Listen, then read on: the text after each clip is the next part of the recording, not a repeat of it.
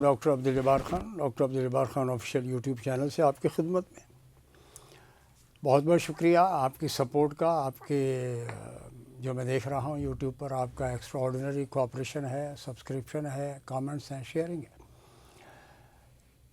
کل میری خبر کی انڈین یوٹیوبرز نے کنٹراڈکشن کی اور مذاق اڑانے کی کوشش کی. خبر بڑی سمپل سی تھی. اس وقت وہ جو وکرانت مصری ہیں, مصری فارن سیکرٹری آف انڈیا, جے شنکر کے ساتھ, وہ گئے ہیں بیجنگ بات چیت کرنے کے لیے, مذاکرات کرنے کے لیے. کس کے ساتھ؟ چائنا کے ساتھ. اور آپ کو پتہ ہے کہ چائنا نے ان کا بھس بھر دیا ہوا ہے وہاں پر تبت کے علاقے میں, اور ابھی ڈیم بنانے کی بات ہو رہی ہے. اور بنگلہ دیش نے ریکویسٹ کیا کہ جناب اس پورے سیناریو میں آپ بالکل پروجیکٹ بنائیں, لیکن ہمارا بھی خیال رکھیے گا, اور انشاءاللہ وہاں پہ اس کا یقیناً خیال رکھا جائے گا. پانی کے حوالے سے بات ہو رہی ہے. انڈیا سے بہتا ہوا وہ دریا بنگلہ دیش میں داخل ہوتا ہے.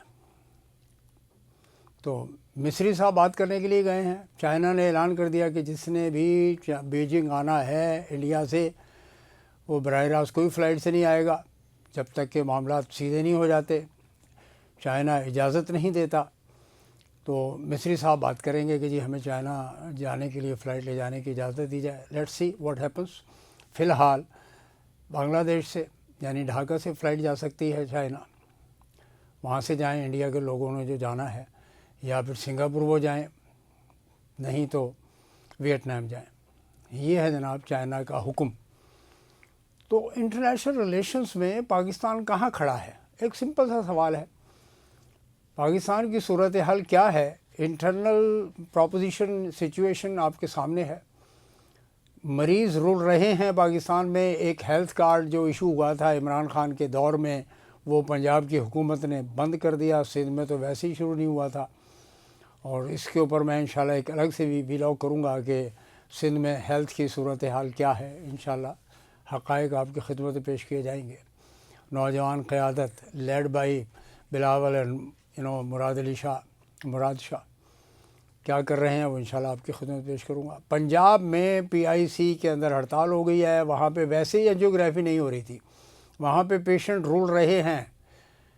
لاہور میں Punjab institute of cardiology has failed to deliver. Jinnah hospital جو ایک بہت بڑا ہاسپٹل ہے, سارے مریض وہاں جاتے ہیں. میو ہسپتال کی بھی حالت خراب ہے. کہتے ہیں جی مریم بہت کام کر رہی ہے. آپ کے سامنے مریم کیا کام کر رہی ہیں.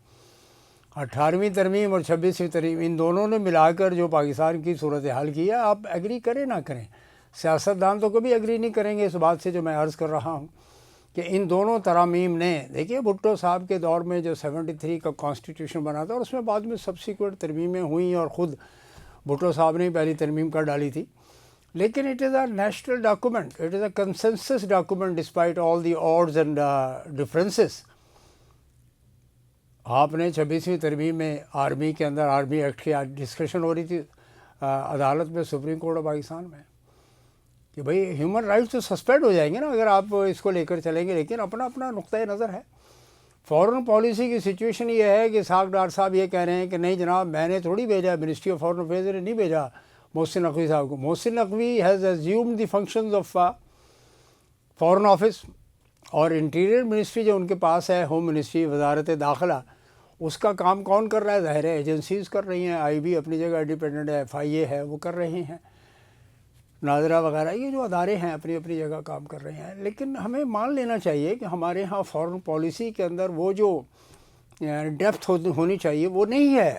کراچی میں جو یورپ کا جو یورپین اسٹڈی سینٹر ہے, وہ جامشورو یونیورسٹی میں جو اسٹڈی سینٹر ہے, وہ لاہور پنجاب یونیورسٹی میں جو ساؤتھ ایشیا انڈیا وغیرہ کا جو اسٹڈی سینٹر ہے, وہ پشاور میں آپ دیکھ لیجئے, ویسٹ ایشیا اور سینٹرل ایشیا کا جو اسٹڈی سینٹر ہے, وہ قائد اعظم یونیورسٹی کا جو ریسرچ اسٹڈی سینٹر ہے, وہ ان سے کبھی فیڈ بیک لینے کی ضرورت. بھٹو صاحب کے دور میں بہت زبردست اسٹیپ ہوا تھا, یہ ادارے قائم کیے گئے تھے, اور مقصد یہ تھا کہ وہ ریسرچ کریں گے, اور ریسرچ کرنے کے بعد اب وہ کیا کر رہے ہیں, اپنی ہی بیوی کو, ایک ڈاکٹر صاحب نے تو کراچی کے اندر یورپین اسٹڈی سینٹر اپنی ہی بیوی کو PhD کا تھیسس کرا کے اس کو ڈاکٹریٹ کی ڈگری دلا دی. اور جو یہ بھی ایک ڈائلما ہے اس ملک کے اندر کہ 5,000 PhDs رولتے پھر رہے ہیں اس ملک میں، ڈاکٹرز رولتے پھر رہے ہیں، عوام رولتے پھر رہے ہیں، تو کون ان کا یعنی وہ ہوگا، خیر خواہ ہوگا، کون ٹیک کیئر کرے گا؟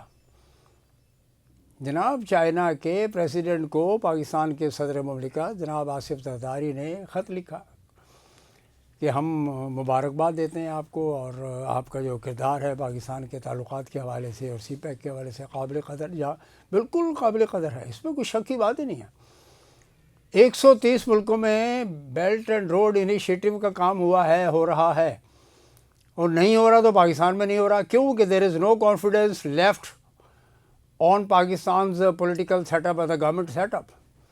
حکومت کے اوپر اور سیاستدانوں کے اوپر چائنا جیسے ٹرسٹڈ دوست، جس کے بارے میں کہا جاتا ہے جی دیواریں چین سے اونچی، یعنی ہمالیہ سے اونچی ہماری دوستی، اور بحیرہ ہند سے گہری، بحریہ اوقیانوس سے گہری ہماری دوستی۔ کہاں ہے وہ گہری دوستی؟ گوادر کا پروجیکٹ کمپلیٹ ہو چکا ہوا ہے، دعا کریں کہ وہاں پہ ایک انٹرنیشنل شپنگ کا سلسلہ بننا شروع ہو جائے بہترین۔ PNSC کے نئے چیئرمین جو سلطان چاولہ صاحب ہے، فیڈریشن کے صدر رہ چکے ہیں، ان کو چارج دیا گیا ہے۔ قیصر احمد شیخ نے یہ فیصلہ کیا ہے، اگرچہ سلطان چاولہ صاحب کا شپنگ کا تجربہ تو ایسا نہیں ہے، لیکن hope fully he is from private sector, امید کی جا سکتی ہے کہ ان کے پاس CEO نہیں ہے پاکستان شپنگ کارپوریشن میں، چیف ایگزیکٹو آفیسر نہیں ہے جس کے پاس ایگزیکٹو اختیارات ہوتے ہیں۔ چیئرمین صاحب کی پھر کون سنے گا جناب؟ بھائی یہ ہوش پوچھ جو میکینزم سسٹم آپ کا بنا ہوا ہے، یہ جو ایڈہاکزم ہے پاکستان میں، اسلام آباد میں، یا اس سے متعلقہ ادارے یا ایون پروونسز ہوں، میں KP کی بات ہی نہیں کر رہا، اس لیے کہ میں انشاءاللہ جب وہاں پہ وزٹ کروں گا تو وہاں سے بھی خبریں نکالیں گے، بالکل نکالیں گے۔ تو یہ وہ صورتحال ہے جس صورتحال میں بے چینی کی صورتحال ہے، پریشانی کی صورتحال ہے۔ اس میں ایک فیصلہ عمران خان صاحب نے یہ کیا ہے کہ 8 فروری کو جس دن الیکشن چوری ہوئے تھے، دے اسٹول دا الیکشنز ان کنائمنس، بلکہ لیڈ کیا راجہ سکندر نے، اور اب اگر راجہ سکندر صاحب ریٹائر ہیں تو ان کے اوپر مقدمہ چلنا چاہیے، ان کو گرفتار کیا جانا چاہیے، ان کے خلاف کارروائی کی جانی چاہیے، ان کے ممبرز کو پکڑ کے کوئی نہ کون کرے گا، کوئی یہ تو حکومت نہیں کرے گی، یہ تو بات طے ہے۔ موجودہ حکومت جو بینیفیشری ہے راجہ سکندر سلطان کی، سلطان سکندر کی، اینڈ باقی members of the election commission, جو 2 ریٹائر بھی ہو گئے، باقی 2 اور آ جائیں گے، 4 کا بورڈ ہے پلس چیئرمین 5۔ تو جناب اس کی جو ذمہ داری ہے، یہ جو الیکشن چوری ہوئے ہیں کسی بھی طور پر، میں یہ سمجھتا ہوں کہ پاکستان تحریک انصاف کو اپنے آنے والے الیکشنز میں جب بھی ہوں، اور بڑی جلدی ہوں گے انشاءاللہ، جلدی ہوں، اور ٹرو مینڈیٹ جو ہے نا عوام کو عوام کی نظر آنی چاہیے، پارلیمنٹ میں وہ لوگ بیٹھیں جو کہ ٹرو نمائندے ہوں۔ فیبریکیٹڈ اور کنکاکٹڈ قسم کی جو مینڈیٹ ہے یہ نہ ہو، اور پھر وہ اپنے مینیفیسٹو میں حصہ ڈالے آئندہ، جماعت اسلامی اور یہ کام کر سکتے ہیں PTI مل کر، کہ اپنے اپنے مینیفیسٹو سے بات ڈالیں کہ جی یہ جو 8 فروری کا الیکشن ہوا تھا 2024 کا، اس کے کرتا دھرتا لوگوں کے خلاف آئین کی بغاوت کا مقدمہ چلایا جائے۔ یہ جو 18ویں ترمیم اور 26 ترمیم کے نام پر جو کھیل ہوا ہے اس ملک میں، PTI تو پہلے ہی کہتی جی 26 ترمیم انڈو کریں گے، سپریم کورٹ میں چونکہ جوتیوں پہ دال بٹ رہی ہے، ججز ایک دوسرے سے لڑ رہے ہیں، وہاں پہ کام ہی نہیں کرنے دیا جا رہا۔ ایک حکومتی بینچ ہے، ایک آزاد بینچ ہے۔ آزاد بینچ کو کہا جاتا ہے جی پرو عمران ہے، جو حکومتی بینچ ہے وہ آپ کے سامنے ہے، Peoples Party and MQM plus PMLN، اور بڑی زبردست انجینئرنگ ہو رہی ہے وہاں پہ، وہاں کی جو لا منسٹری ہے بہت زبردست کام کر رہی ہے۔ عوام کو انصاف نہیں مل رہا، عوام کو اکنامک فیسلٹیز نہیں ہیں، عوام مسائل کا شکار ہیں۔ 12% انٹرسٹ ریٹ پر کیا benefit, state bank of Pakistan نے سرکولر نکالا ہے تمام فائنینشیل انسٹیٹیوشنز کے لیے کہ جناب انٹرسٹ ریٹ چونکہ 22 سے نیچے آ گیا ہے، 10% کا ریلیف کنزیومرز کو ملے گا، اکاؤنٹ ہولڈرز کو ملے گا، ڈیٹرز کو ملے گا جو بارورز ہیں۔ کیا نکالا ہے سرکولر؟ نہیں، جمیل صاحب نے نہیں نکالا، unless he gets the permission from Ishaq Dar صاحب۔ Ishaq Dar happens to be the deputy prime minister. ایسے ہی سیریمونیل سے ان کو عہدہ دے دیا گیا تھا کہ اختیارات رہے۔ کل کو جناب علی شہباز شریف صاحب کینسر سروائیور ہیں، ادھر ادھر ہو گئے تو چلو جی ساڈا بندہ تے وزیر اعظم بن جائے گا نا جی، ایکٹنگ کم از کم 60 دنوں واسطے۔ تو جناب دس از دا اسٹیٹ آف ڈسپونڈنسی۔ صورتحال، عوام بہترین جج ہیں، باشعور ہیں یہ نوجوان نسل جو کہ آج اپلیکیشنز کے ساتھ کھیل رہی ہے۔ کل پیکا کے تحت مظاہرہ ہوا، کراچی پریس کلب، اسلام آباد پریس کلب، ڈی چوک، لاہور وغیرہ میں، اور ہمارے صحافیوں نے کہہ دیا ہے کہ ہم لڑیں گے. پہلے بھی یعنی بڑے تالے آزماؤں کے ساتھ جدوجہد ہو چکی ہے، لڑ چکے ہیں. تو صحافی تنظیموں نے اور ان کے نمائندوں نے فیصلہ کر لیا کہ جی پاکستان الیکٹرانک ریگولیٹری اتھارٹی یہ آزادی صحافت اور آئین کے خلاف ہے. گلوبل آئین، یونائٹڈ نیشنز کے آئین، امریکن آئین، پاکستان کے آئین کے خلاف ہے.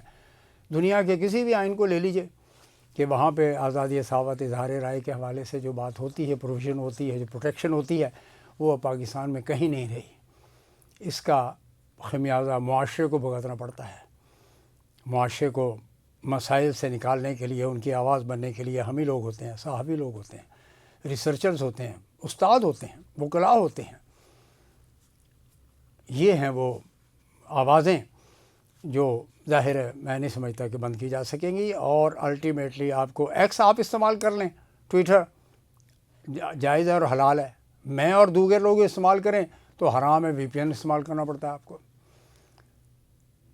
ویری پرسنل نیٹ ورک جس کو کہا جاتا ہے.